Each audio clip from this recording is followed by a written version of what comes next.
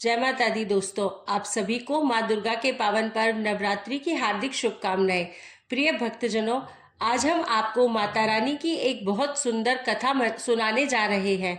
जो भी माता रानी के भक्त इस कथा का सच्चे मन से श्रवण करते हैं, उनके सभी बिगड़े हुए काम बन जाते हैं और उनकी सभी मनोकामनाएं पूर्ण हो जाती हैं। जैसा कि आप सभी को पता है कि नवरात्रि के पवित्र 9 दिनों में आदिशक्ति माता दुर्गा के विभिन्न स्वरूपों की पूजा की जाती है।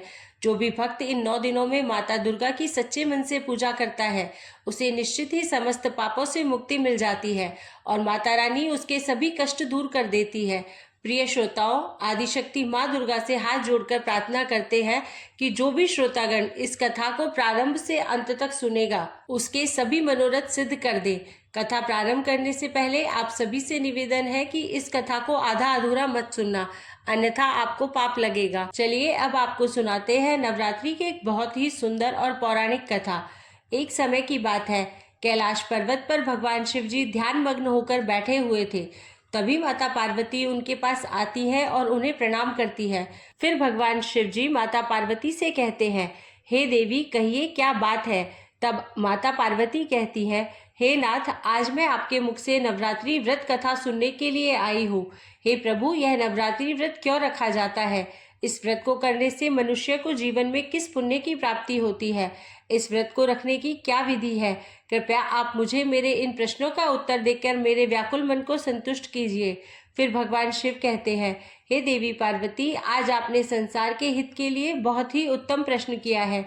आज आपके माध्यम से समस्त संसार को इस पवित्र नवरात्रि के व्रत का महात्म्य पता चलेगा।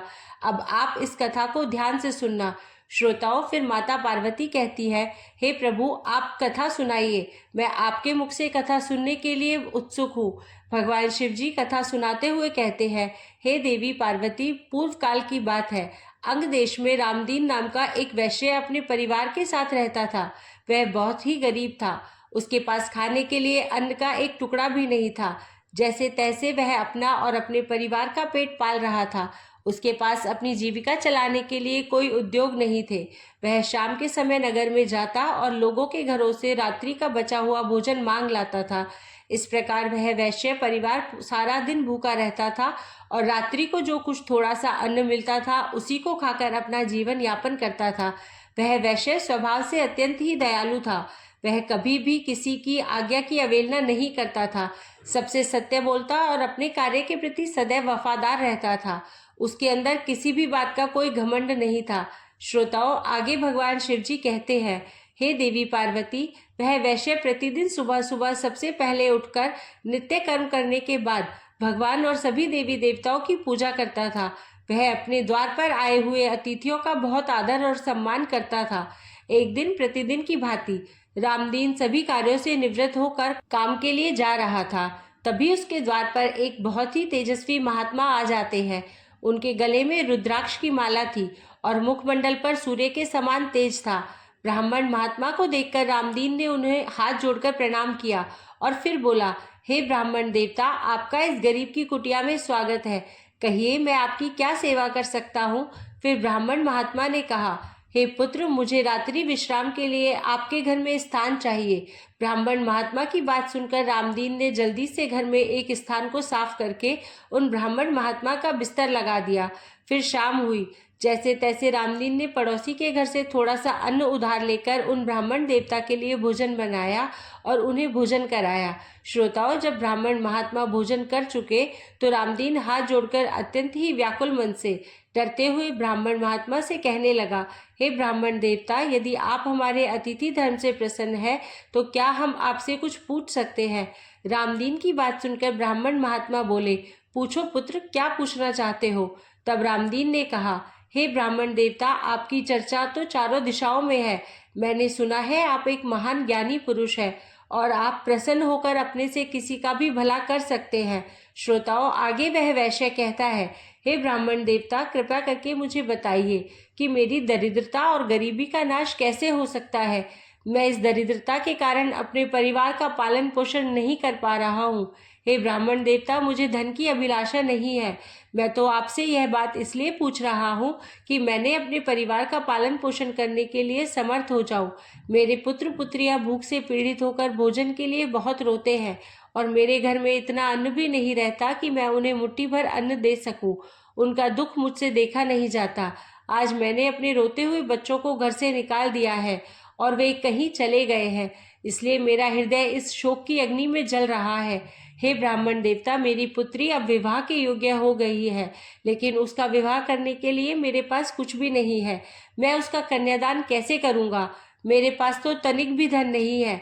फिर वह वैश्य आगे कहता है, हे ब्राह्मण देवता, मेरे इन सब दुखों का निदान कीजिए। आप तो विद्वान हैं, आप अवश्य ही मुझे कोई ऐसा तप, मंत्र, व्रत तथा उपाय बताएंगे जिससे मैं अपने परिवार का पालन पोषण करने में समर्थ हो जाऊं। फिर वह वैश्य आगे कहता है, हे ब्राह्मण देवता, कृपया आप अपने ज्ञान के तपोबल से विचार करके मुझे कोई उपाय बताइए और मुझे गरीबी के दलदल से बाहर निकाल लीजिए। श्रोताओं, इस प्रकार से उस वैश्य के द्वारा याचना करने पर उस ब्राह्मण ने बहुत ही धैर्यपूर्वक मुस्कुराते हुए उस वैश्य से कहा, हे पुत्र, मैं तुम्हारे दुख का कारण समझ चुका हूँ। तुम चिंता मत करो, मैं तुम्हें अवश्य ही इस मुश्किल घड़ी से बाहर निकलने का उपाय बताऊंगा। आगे भगवान शिव जी माता पार्वती से कहते हैं, हे देवी पार्वती, उस ब्राह्मण ने रामदीन को उपाय बताते हुए कहा, हे पुत्र, नवरात्रि आने वाली है। तुम नवरात्रि के दिनों में आदिशक्ति माता दुर्गा के व्रत का अनुष्ठान करो और सच्ची श्रद्धा से माँ भगवती की पूजा अर्चना और हवन करो। ऐसा करने से माता रानी की कृपा तुम पर होगी और तुम्हारे सभी कार्य सिद्ध हो जाएंगे। तुम्हारे घर की दरिद्रता नष्ट हो जाएगी। हे पुत्र, इस संसार में नवरात्रि से पवित्र तथा सुखदायक व्रत अन्य कोई नहीं है। यह व्रत सदा ज्ञान और मोक्ष देने वाला है, सुख समृद्धि तथा संतान की वृद्धि करने वाला है और घर के सभी रुके हुए कामों को सफल कर देता है एवं शत्रुओं का पूर्ण रूप से विनाश कर देता है। आगे वह ज्ञानी ब्राह्मण महात्मा कहते हैं, हे पुत्र, ब्रह्मानंदन देवर्षि नारद जी ने भगवान श्री राम के वनगमन के समय भगवान श्री राम के सामने नवरात्रि व्रत को करने और आदि शक्ति माँ दुर्गा की महिमा का गुणगान किया था। महामुनि नारद जी ने भगवान श्री राम को बताया कि हे प्रभु, किसी भी कठिन परिस्थिति में पड़ने पर मनुष्य को यह व्रत अवश्य करना चाहिए। इससे पहले भी महर्षि विश्वामित्र, महर्षि भृगु, गुरु वशिष्ठ जी और महामुनि कश्यप जी ने इस व्रत का अनुष्ठान किया था। वृत्रासुर का वध करने के लिए इंद्रदेव ने तथा राक्षस त्रिपुर वध का संहार करने के लिए भगवान शिवजी ने भी नवरात्रि का व्रत रखा था।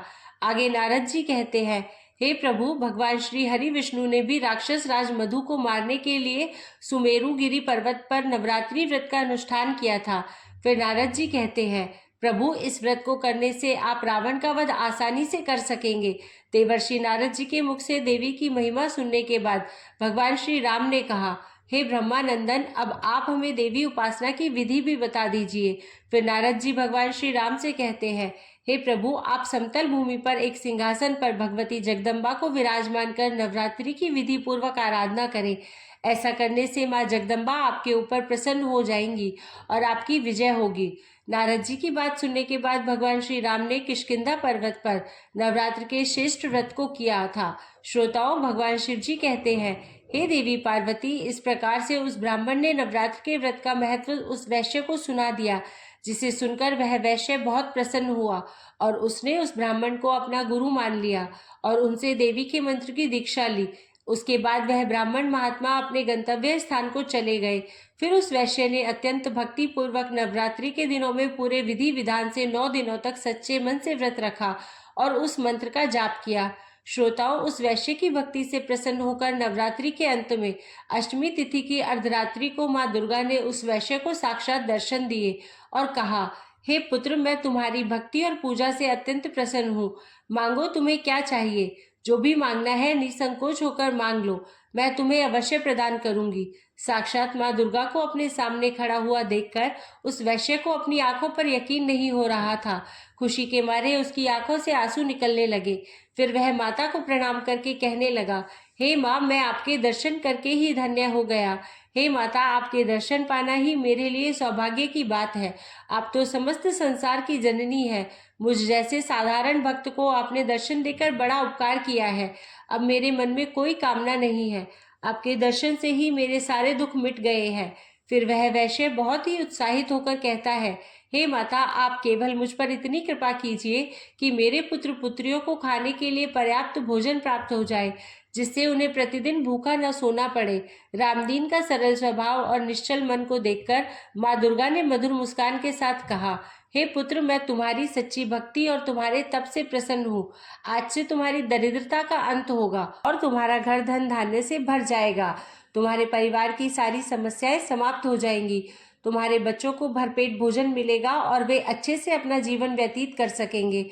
तुम्हारी पुत्री का विवाह भी जल्द ही होगा। इतना कहने के बाद उस स्थान पर एक दिव्य प्रकाश उत्पन्न होता है और माता दुर्गा अंतर्ध्यान हो जाती है। उसी क्षण रामदीन वैश्य का घर धन दौलत से भर गया और उसके घर की गरीबी समाप्त हो गई। देखते ही देखते उसके छोटे से घर की एक जगह विशाल महल खड़ा हो गया। उस महल में स्वर्ण मणियों और बहुमूल्य रत्नों का भंडार भर गया। यह सब देखकर वह बार बार माता दुर्गा का धन्यवाद करने लगा।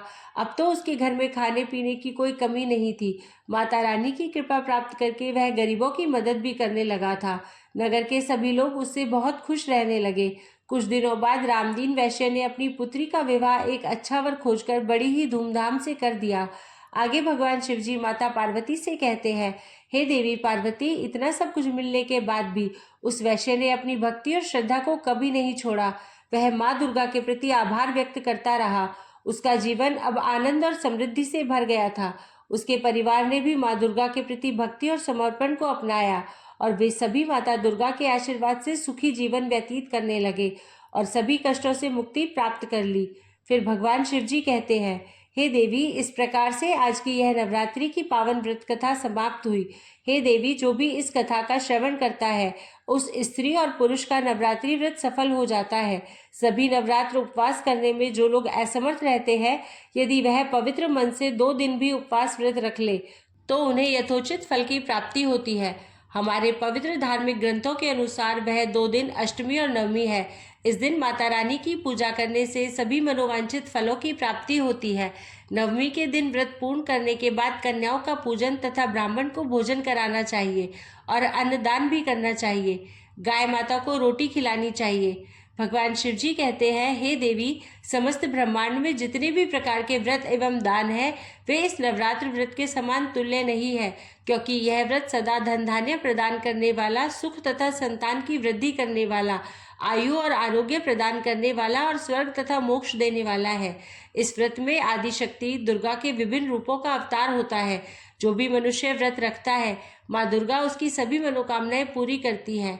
हे देवी, इन दिनों व्रत रखने वाले को जमीन पर सोना चाहिए और उसे ब्रह्मचर्य का पालन करना चाहिए। माता दुर्गा की पूजा करते समय नारियल, अनार, केला आदि फल तथा अन्न का भोग लगाना चाहिए और श्रद्धालुओं को अपने जीवन में यह संकल्प लेना चाहिए कि वह हमेशा दूसरों के प्रति क्षमा, दया और उदारता का भाव रखेंगे।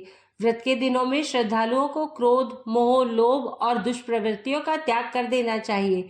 देवी माँ का आह्वान, पूजन, विसर्जन, पाठ आदि सब प्रातःकाल में शुभ होते हैं। यदि हे देवी, पूजा स्थापना करने के बाद कोई स्त्री सूतक हो जाए तो कोई दोष नहीं होता, लेकिन अगर वह पूजा से पहले हो जाए तो उसे पूजा नहीं करनी चाहिए। यदि कोई मनुष्य विद्या, धन अथवा पुत्र की कामना करता हो तो उसे इस सौभाग्यकारी तथा कल्याणकारी व्रत का विधि पूर्वक अनुष्ठान करना चाहिए।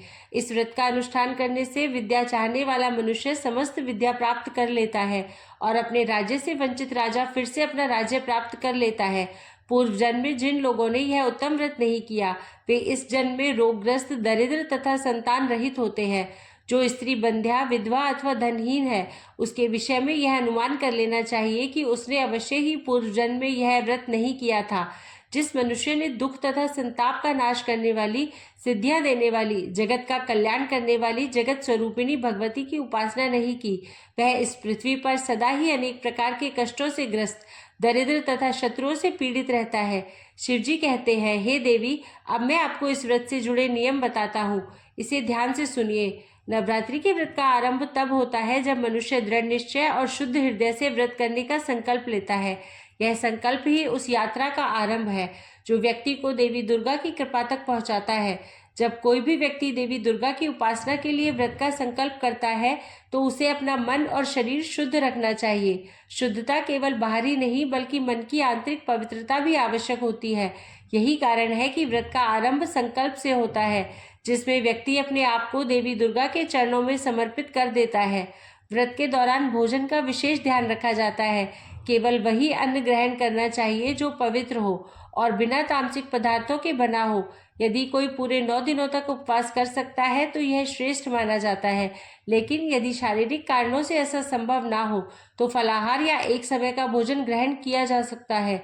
भोजन में शुद्धता होनी चाहिए, अर्थात प्याज, लहसुन और मांसाहार से दूर रहना चाहिए। संयम से जीवन जीना ही सच्ची उपासना है। जब तुम देवी दुर्गा की आराधना करो तो उन्हें केवल फूल, धूप और दीपक से नहीं बल्कि अपने हृदय की भक्ति भी अर्पित करो। देवी को लाल पुष्प विशेष प्रिय होते हैं, इसलिए उनकी पूजा में लाल फूल चढ़ाना उत्तम है, लेकिन इससे भी अधिक महत्वपूर्ण है अपने मन का पूर्ण समर्पण। पूजा के समय अपने मन को देवी दुर्गा के 9 स्वरूपों में से हर एक रूप के प्रति समर्पित करो। हर दिन एक रूप की पूजा करो और उनकी शक्ति का ध्यान करो। व्रत के समय किसी को कोई गाली ना दे, संयम से अपना काम करे और जितना अधिक तुम अपनी वाणी में पवित्रता रखोगे उतनी ही जल्दी माँ दुर्गा की कृपा तुम पर बरसेगी। हे देवी, जिस घर में प्रतिदिन पूजा पाठ का कार्य नहीं होता है उस घर में कभी भी सकारात्मक ऊर्जा प्रवेश नहीं करती है। उस घर के सभी लोग रोगी रहते हैं। नवरात्रि के अंतिम दिन में व्रत पूर्ण करने के लिए और माता रानी की कृपा को पाने के लिए कन्याओं को भोजन कराना चाहिए और उनका पूजन करना चाहिए, तभी व्रत पूर्ण होता है। श्रोताओं, भगवान शिव जी ने माता पार्वती को नवरात्रि के व्रत का महत्व समझाते हुए कहा, यह व्रत केवल सांसारिक इच्छाओं की पूर्ति के लिए नहीं बल्कि आत्मा की पवित्रता और संतुष्टि के लिए है। जो श्रद्धा और भक्ति से इस व्रत का पालन करता है वह देवी दुर्गा की कृपा से सारे दुखों से मुक्त हो जाता है और उसकी सभी इच्छाएं पूर्ण होती है।